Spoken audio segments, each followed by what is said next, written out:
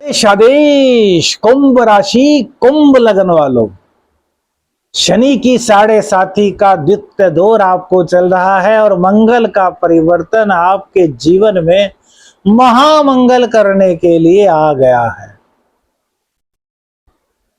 गुप्त चीजों का एहसास इस गोचर काल के दौरान आपको होगा।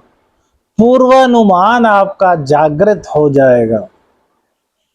कैरियर के बादशाह आप बनेंगे, अगर यह कहें तो कोई अतिशयोक्ति नहीं होगी। कैरियर में निरंतर आपके वृद्धि दिखाई दे रही है। पराक्रम से भरपूर रहेंगे, जोश पूर्ण रूप से आपके अंदर रहेगा। शिक्षा गजब की रहने वाली है। शिक्षा के बल पर नौकरी प्राप्त करना, शिक्षा के बल पर पैसे कमाना, बड़ा जबरदस्त संयोग आपके गोचर में बन रहा है।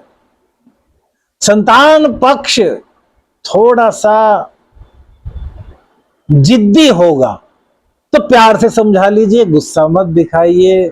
संतान आपसे बाहर नहीं जाने वाली। प्रेम पक्ष मजबूत रहेगा। ध्यान रखना है किस चीज का, छोटी छोटी बातों पर गुस्सा ना करें। उनकी भी बातें सुने यार, अपना ही अपना क्या कहना, उनकी भी तो बातें सुन लीजिए। उनकी बातें आप सुन ही नहीं रहे तो यार कैसे काम चलेगा, है ना। तो दोनों एक दूसरे की बातें सुनिए, दोनों एक दूसरे से बातें करिए। पहले उनसे सुनिए फिर अपनी कहिए, तो प्रेम की गाड़ी बड़े आराम से चलेगी, हिचकोले नहीं खाएगी। आय के भी नए नए साधन बन करके आएंगे। हाँ, वाहन चलाते समय सावधानी रखें। इस गोचर के दौरान ड्रिंक और नॉन वेज से भैया तौबा कर लो, तौबा बिल्कुल मत कीजिए। और ड्रिंक करके तो वाहन चलाने की सोचिए भी मत।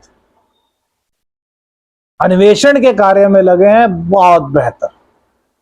खोज परख कार्य में लगे हैं, बहुत बेहतर। रिद्धि सिद्धि यंत्र तंत्र मंत्र को सीखना चाहते हैं, बहुत बेहतर। सदगुरु का साथ इस गोचर काल के दौरान मिल जाएगा। गुस्से पर कंट्रोल, वाणी का संयम, ये दो चीजें जरूरी आपको रखनी है अपने जीवन में याद। आदेश आदेश, मैं शाबर मंत्र साधक प्रवीण आप सभी का हार्दिक स्वागत करता हूं। आज बात करेंगे मंगल राशि परिवर्तन की। भूमिपुत्र मंगल देव 27 अगस्त को अपनी वर्तमान वृषभ राशि को छोड़कर बुध देव की, युवराज की मिथुन राशि में प्रवेश करेंगे और 20 अक्टूबर तक यही रहेंगे। उसके बाद ये नीच राशि में चले जाएंगे। अभी भी नीचाभिलाषी कहलाएंगे। पॉइंट टू बी नोटेड, नीचाभिलाषी। नीचाभिलाषी मंगल देव जीवन में आपके कल्याण करने आए हैं। जानिए कैसे। देखिए, कुंभ लगन कुंभ राशि में मंगल देव दशमेश और तृतीयेश होते हैं, अर्थात आपके 3rd हाउस के मालिक होते हैं और आपके 10th हाउस के लॉर्ड होते हैं। और इनका गोचर हुआ है 5म भाव में। तो सबसे पहले तो ज्ञान और पुरुषार्थ दोनों मिल जाएंगे। आपका जो परिश्रम होगा वो व्यर्थ नहीं जाएगा। जबकि 7.5 के दौरान आपका परिश्रम बहुत ज्यादा व्यर्थ गया है, हम जानते हैं। लेकिन अब आपका पुरुषार्थ, आपका पराक्रम बिल्कुल भी व्यर्थ नहीं जाने वाला, क्योंकि ज्ञान प्लस पुरुषार्थ आपस में जुड़ गया है।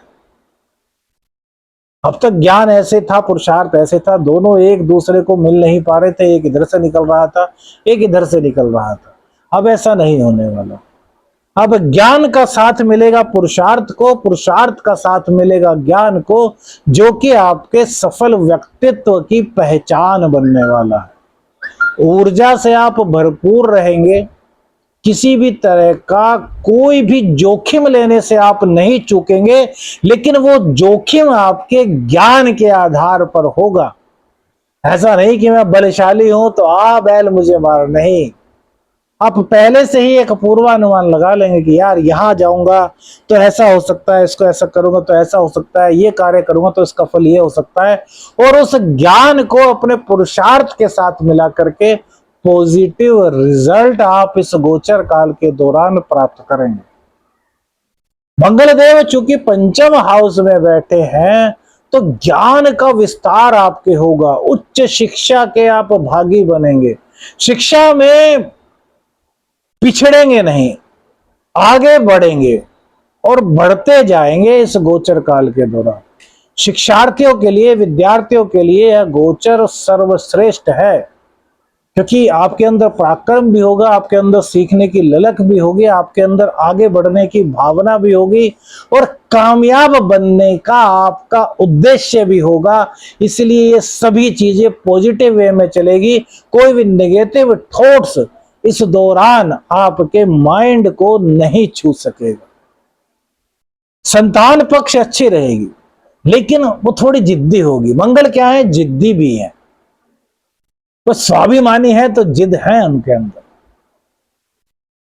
तो बच्चों को यदि अपने संभालना है, आपकी कुंभ राशि है, आपका कुंभ लगन है, तो बच्चों को प्यार से ट्रीट कीजिए और प्यार से वो आपकी सभी बातें मान जाएंगे। याद कीजिए, आप आज्ञाकारी बनेंगे। ये मंगल देव सम आज्ञाकारी हैं भाई, सेनापति हैं, आज्ञा का पालन करना भी जानते हैं, आज्ञा का पालन कराना भी जानते हैं। दोनों गुण उनके अंदर हैं, पुरुषार्थ पराक्रम उनके अंदर भरपूर है, थकते नहीं, चलते रहते हैं मंगल देव, यही उनकी पहचान है। वो एक गेम आता था, उसमें लिखा हुआ होता था कि रुकना तेरा काम नहीं, चलना तेरी शान। तो नहीं, छोटे बच्चे थे तब खेला करते थे, नहीं बहन बहन के साथ हम खेलते थे कभी, बहुत पुरानी बातें हैं। तो उसका एक डायलॉग ये याद आया, तो यह बहुत गजब की बात है कि रुकना आपका काम नहीं है, चलना है आपकी शान। तो चलना है निरंतर, आपको आगे बढ़ना। पंचम भाव में बैठे हैं तो प्रेम सुख भी आपको दिलाएंगे। बस दूसरे की बात सुनना, दूसरे को सुनना पसंद कीजिए। आप प्रेमी हैं तो भी, आप प्रेमिका हैं तो भी, एक दूसरे को वक्त दीजिए, एक दूसरे पर गुस्सा मत कीजिए, छोटी छोटी बातों पर झुंझलाहट मत दिखाइए। मंगल देव आपके प्यार को परवान चढ़ाने वाले हैं। मंगल देव की चतुर्थ दृष्टि आपके अष्टम भाव पर होगी। तो भैया, यदि आप अन्वेषण का कार्य करते हैं तो आपके लिए गजब है, पुरातत्ववेत्ता हैं तो आपके लिए गजब है, एस्ट्रोलॉजर हैं, वास्तु की जानकारी रखते हैं, हीलर हैं, तो जितने भी गुप्त विद्या जानने वाले हैं लोग, उन सबके लिए बेहतर है। और आप भी यदि जानना चाहते हैं, इन चीजों में आपकी अभिरुचि है, तो आप उस विद्या को ग्रहण कर पाएंगे, उस विद्या को गेट करके उसका सदुपयोग आप लोग कर पाएंगे।